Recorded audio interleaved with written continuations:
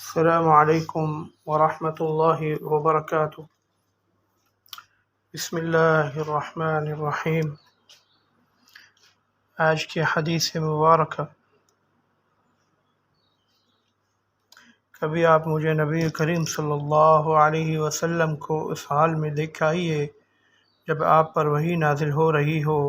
انہوں نے بیان کیا کہ ایک بار رسول اللہ صلی اللہ علیہ وسلم جرانہ میں اپنے اصحاب کی ایک جماعت کے ساتھ ٹھہرے ہوئے تھے کہ ایک شخص نے آ کر پوچھا، یا رسول اللہ صلی اللہ علیہ وسلم، اس شخص کے متعلق آپ کا کیا حکم ہے جس نے عمرہ کا احرام اس طرح باندھا کہ اس کے کپڑے خوشبو میں بسے ہوئے ہوں؟ نبی کریم صلی اللہ علیہ وسلم اس پر تھوڑی دیر کے لیے چپ ہو گئے، پھر آپ پر وحی نازل ہوئی تو حضرت عمر رضی اللہ عنہ نے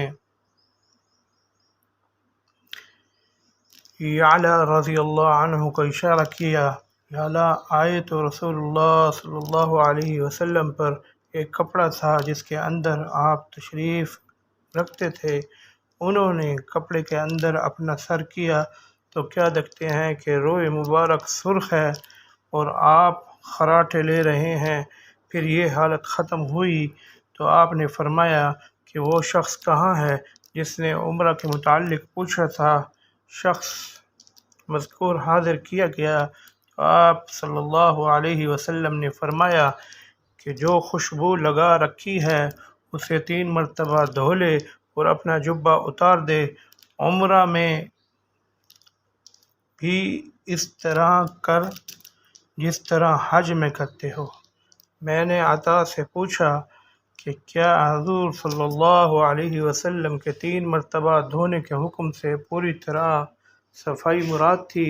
تو انہوں نے کہا کہ ہاں۔ صحیح بخاری حدیث نمبر 1536۔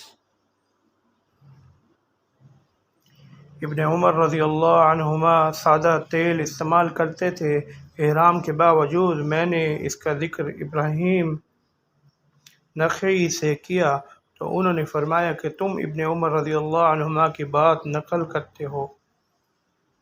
صحیح بخاری حدیث نمبر 1537۔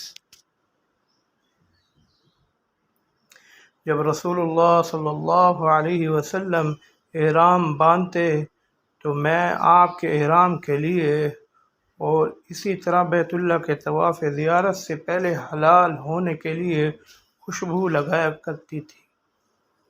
صحیح بخاری حدیث نمبر 1539۔ ایک شخص نے پوچھا کہ یا رسول اللہ صلی اللہ علیہ وسلم، محرم کو کس طرح کپڑا پہنانا چاہیے؟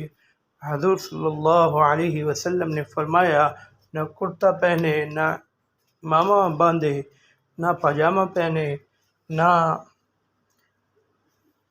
باران کوٹ، نہ موزے، لیکن اگر اس کے پاس جوتی نہ ہو تو وہ موزے اس وقت پہن سکتا ہے جب ٹخنوں کے نیچے سے ان کو کاٹ لیا ہو، اور احرام میں کوئی ایسا کپڑا نہ پہنو جس میں زعفران یا ورس لگا ہوا ہو۔